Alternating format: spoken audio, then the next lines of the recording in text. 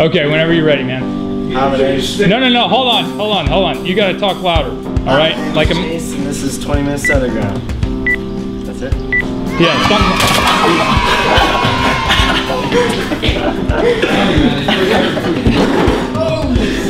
What is We almost went down there. Get it? Hey, this is Josh. Welcome to 20 Minutes Underground. I knew it. I knew he was going. That's why I was like, why is he standing there? Action. Hi, my name's Tim. Welcome to 20 Minutes Underground. What do you got, balls of steel? No. You hit me in the leg. What do you got, balls of steel? This is ridiculous. Okay, whenever you're ready, Dave. Hi, this is David Bell and this is Benjamin, and welcome to 20 Minutes Underground. Are you serious?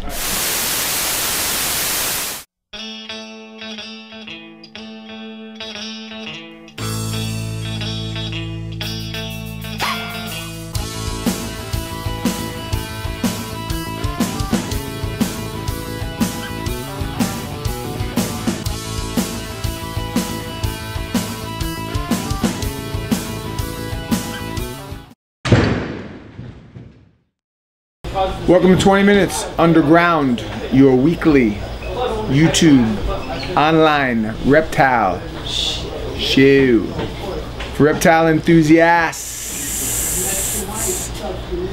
like Alyssa. That's why she's here. This week on 20 Minutes Underground, we look at African animals, the dark continent. Now, just kicking a little information to you. The way it works is every animal in every different continent, in every different country, in every different city is seasonal depending on when they breed. This time of the year, you've got March, April, May. You get all the babies from Africa, the baby Niles, the baby savannas, the baby ball pythons, etc., etc., etc. That's why there now will be such a huge influx of these animals in the country. That's why we take advantage. That's why you'll see them.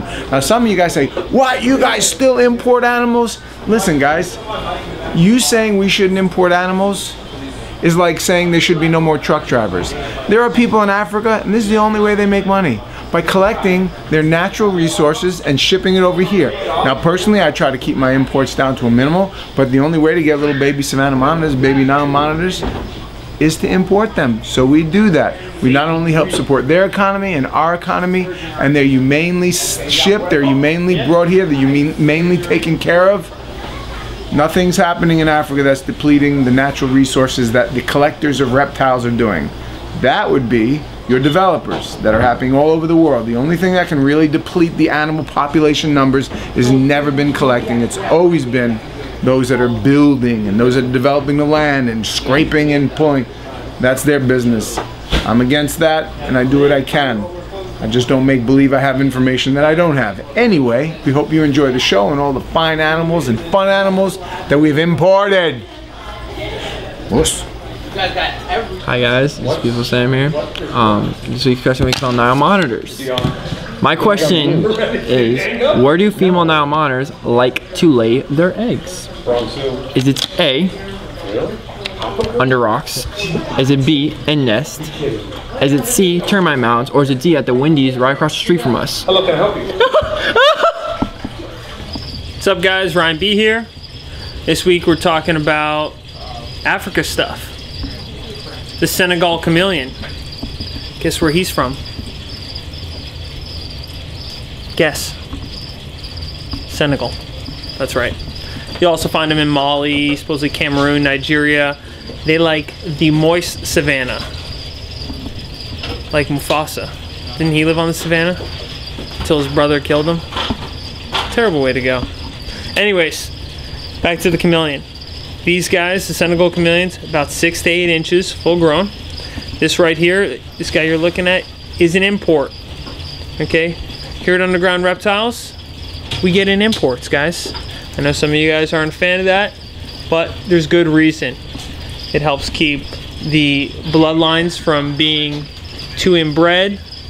It also brings in potential new genetics for those of you guys trying to breed genetic morphs.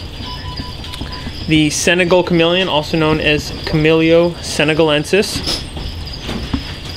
And as I said before, these guys do come out of Africa. Now it's really important, guys, to remember when dealing with imports, you're not dealing with the captive bred animal. I know that sounds silly, you're like, yeah, duh. But the reality is that there's lots of people that assume that imports, because they're cheaper, are going to be just as easy to take care of as your captive bred animals. It's just not the case, and especially with chameleons. Listen, chameleons are an animal, regardless of whether they're captive bred or not. The reality is that they're already tough enough to take care of, but factor in the fact that they are imports and you're dealing with some other issues. Now, I'm not trying to dissuade somebody from buying imports. In fact, if that was the case, you know, we wouldn't be doing so well selling them. But you should know ahead of time that you're dealing with an animal that could potentially have an internal parasite, some sort of infection that's just not visible to the naked eye. This guy, for all intents and purposes, looks healthy. He looks good. We've actually had this guy a couple weeks now. He's feeding. He's well hydrated. He's doing well. But again, that doesn't mean that there's not something that isn't visible that could affect the animal later on. And especially, look up here. If you already have animals and you're going to take an imported animal and put it with the animals that you've had for months or they're captive bred, you're making a mistake unless you quarantine the animal first. Another thing to remember too, especially with chameleons, a lot of guys assume that you get in a wild-caught animal and the first thing you do is what? You pump it full of some sort of antifungal, antibacterial, some sort of medication that's going to kill internal parasites. Especially with chameleons, it's a bad idea, and here's why. You're already dealing with an animal that could die due to stress or can die for even the slightest change to its environment and its health. So pumping it full of that stuff isn't necessarily going to save the animal. In fact, sometimes it can do more harm than good, especially when you're dealing with some medications that'll clean it out of all bacteria, including the good ones, unless you're hitting with a probiotic afterwards. You're just making a mistake. So what I usually recommend to people is quarantine the animal for a couple of months. If you quarantine him and he's feeding well and he's responding well to its new environment, then fantastic. You got a new pet, you got a new animal that you could put in with your collection, especially if you're trying to breed. But if not, that's when you'll start to look into using something like a panicure or a flagell, depending on what the issues that you might see arise in the animal. So, Senegal chameleons, I love them. Fly on my nose, that's why I just try to hit myself in the face. Awesome animals. Even the imported ones. I don't care if you don't like imports. We like them here. They're special to us. We're all about diversity. That's why we really like imports. Alright guys?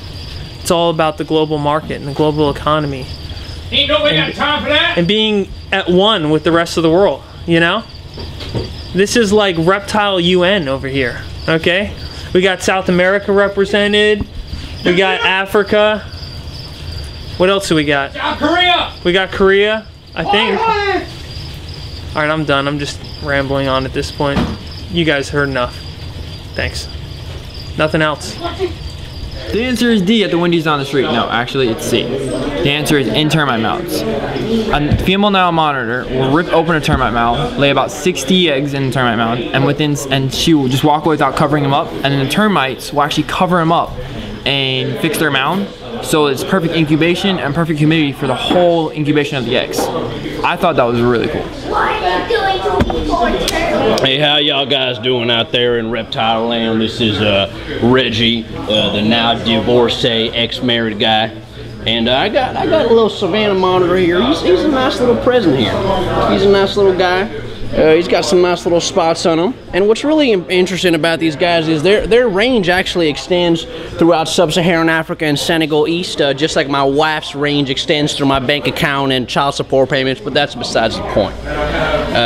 These guys do really good. They're south almost to the Congo River, and they also reside in the Rift Valley, much like the valley of my heart that was left as a void because of the divorce of my wife. But anyway, they'll get about 3.5 to 5 feet long, which is a pretty decent size. Just like my ex-wife, she was a little bigger too, but you know. Virtually all of these guys are captured and they're harvested from Ghana, Africa, which is a coastal grassland. It's a rich grassy vegetation and a relatively high humidity, unlike my wife's heart, which is dry and cold. Because she did take everything from me And these guys will take everything. They are insectivores. They can handle mice and rats in their diet. Much like snakes, like my sneaky ex-wife. Hey, Reggie, let's get back to the lizard. Right. Back to the lizard. Now, these do like to dig. They love to get into the substrate. It keeps them humid. There's a humus layer next to the substrate, and it actually keeps their scales nice and moist. They like to hide under there, just like my ex-wife hides all the transactions that she used to use with my credit card. And that's why I actually can't pay my car. I'm riding the bus. But that's besides the point. These guys make great animals, and they will never backstab you like some people. You can see they flick their tongues like many monitors. They use that tongue almost like a snake. You're sensing around, they're looking at their environment, and he's flicking that tongue around just like my wife flicked my credit card around a lot of these years.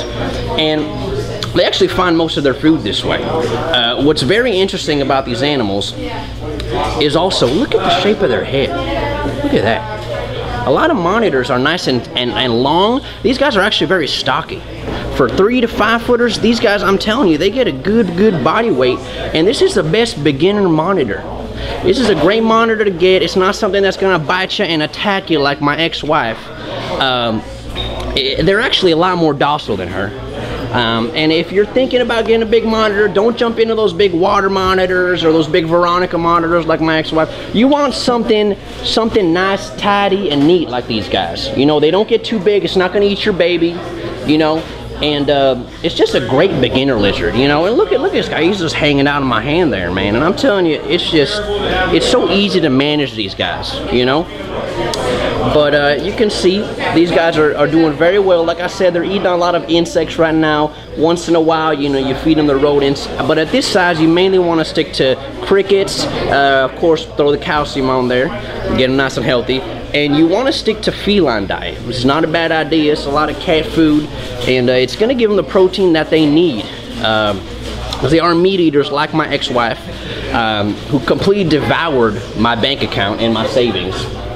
But, you know, besides the point, you know, besides draining someone's life, these guys won't do that to you. These guys will actually take care of you if you take care of them. And they'll maintain most of these spots in their backs. There's a lot of variety. Some are more spotty, some are less spotty. Some are just downright crazy, like you know who. But see, these guys got a little less spotting. He'll still maintain most of the coloration. But they're just a great animal to have, I'm telling you. And you're really not gonna have a problem with these guys eating. They do like the rather dry climates. When you do keep them, it doesn't have to be a desert environment. We typically recommend keeping them on bark. You do want to be in the higher 90s, almost close to the hundreds for the basking spot on these guys. And not too much humidity. Like I said, they're not gonna stay too wet, but it's always good. Does not hurt to have a nice big water bowl in there, much like the very expensive pool that my wife splurged on the house that she ended up taking. Okay, all right, okay. I'm just saying, she took it in the settlement, you know, I left nothing. But anyway, like I said, these are great animals, and if anyone can lend me $29, I would love to get one. I just can't afford it right now because, like I said, of my financial situation. But just give us a call. Give us a call. These are great animals, and they're only here at Underground Reptiles.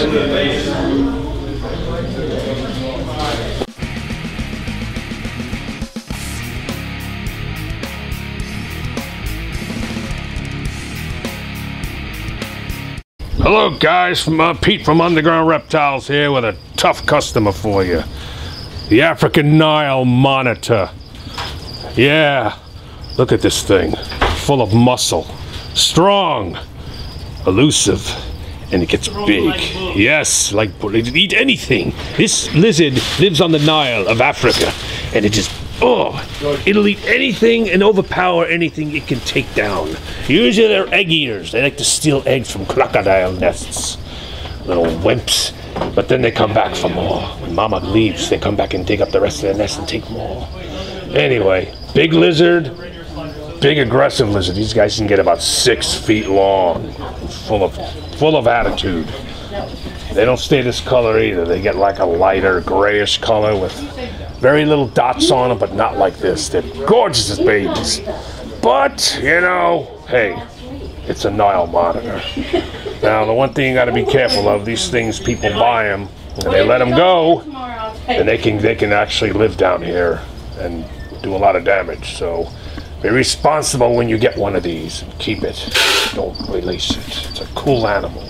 Now, if you do keep these, you got to have a lot of big enclosure because they get big and aggressive. They're good for tough customers like me. I can handle these things. See? Look at him. Look how tough he is. Well, not tough now. He's just sitting there going, yeah, I'm fine. Hey, Pete! Ah, yeah. We're not gonna screw it up! Oh, shut up, you. So, anyway, it's a cool, tough lizard. Awesome animal. But use caution when keeping these when they get big, because they get very aggressive and they will bite. There's no sense of it. You can't have a tame Nile. If you do, good luck to you. There are a few around that are tame, but big lizard, big appetite, and you need a lot of room for these guys. So if you're looking for something really cool, a nice challenging pet, this is it. The African Nile monitor. That's right. Stare him down. You got it. Sign off there, Pokey. Bye! What's up, YouTube? Losers and wieners. Ha, you get that?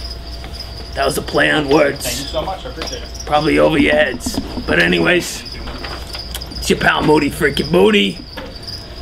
Here to read your comments, judge you, make fun of you, and then you'll get free crap. This week's free crap, I have a feeling poor Kaio doesn't know, do you? He didn't tell me what we're giving away. So, Drew, you got any ideas?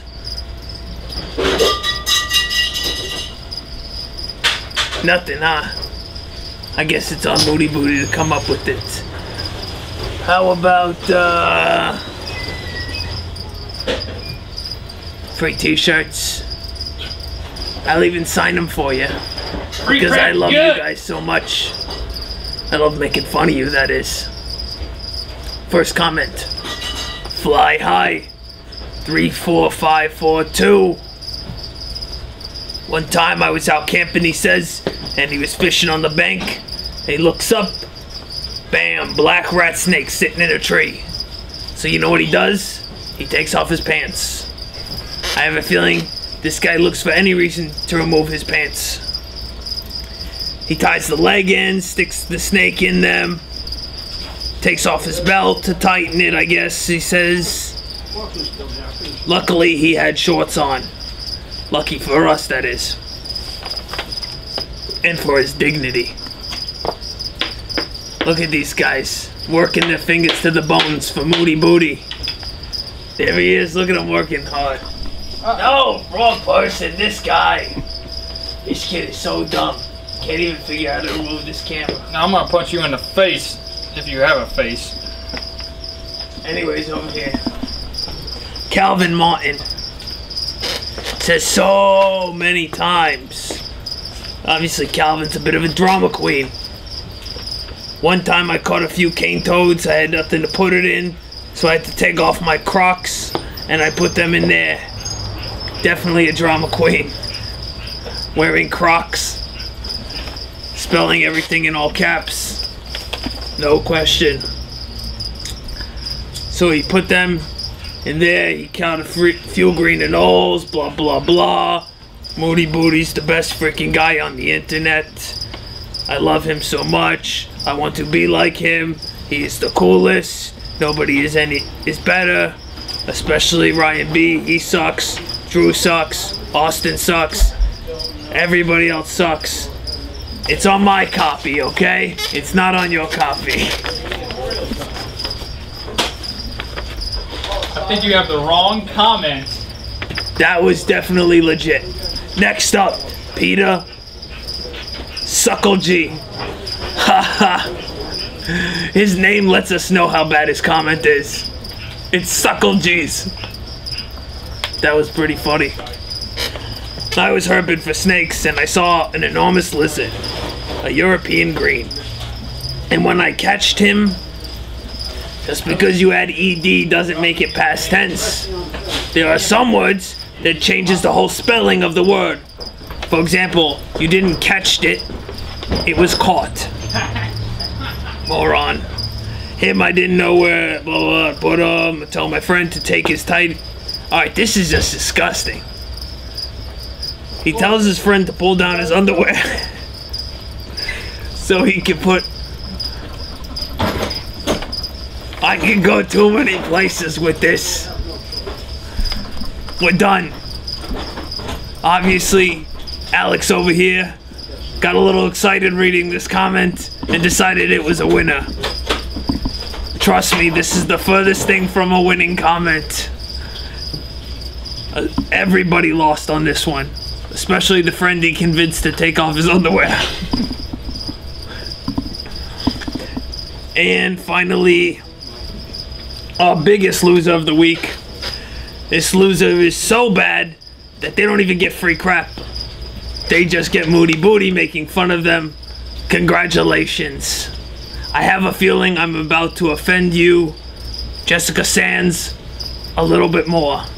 She says, are you seriously suggesting that people catch wild animals and sell them to you guys? There are plenty of these animals in trade that you shouldn't be doing that. Not to mention that it is disrespectful to the natural landscape. Really, I did not know the natural landscape was a person that could be disrespected. I just lost some respect for you all. Believe me, Jessica,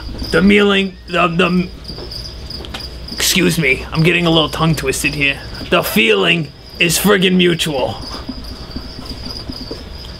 But going back to your comments, it says that you don't like the fact that people catch animals in the wild. But if I might remind you that all of those captive animals you love so much originally came from the wild, at least their parents did, or grandparents, great-grandparents, etc. Furthermore, you have to add new bloodlines into the stock, otherwise all you get is inbreeding, which is disrespectful to the poor animals, of course, who are gonna come out all freaked up, messed up, whatever it is you guys want to call it, jacked up. How's that sound? That work? And lastly, Jessica, in all seriousness, we do appreciate your comments, and we do encourage people to catch things legally. That's why we work with people who have permits to catch animals. For example, there are some people who in this great state of Florida catch Cuban nightingales for us, which is, by the way, an invasive species. So we're doing the environment a favor. Hope she's not too disrespected when we pull Cuban nightingales out of the wild. That's it. I'm done with my tangent and my rant, and I'm especially done with you guys. Now go on, get out of here. That's 20 Minutes Underground. Thanks for watching. I want to introduce you to some friends who traveled all the way from New York, Jamaica, New York. That's Sean. Jamaica. That's Richard. That's Skylar. That's Sam. So this week's question of the week: how far have you traveled to your favorite pet store? These folks came all the way from New York. All the way from Jamaica, New York, alright? That's what we're talking about, alright? Right now I think we winning. They win. And they get free t-shirts. If you come further away, look at me. If you could come to our store from anywhere further than Georgia, you get a free t-shirt just for showing up. I'm coming back next week too, watch. Thanks for watching. Us.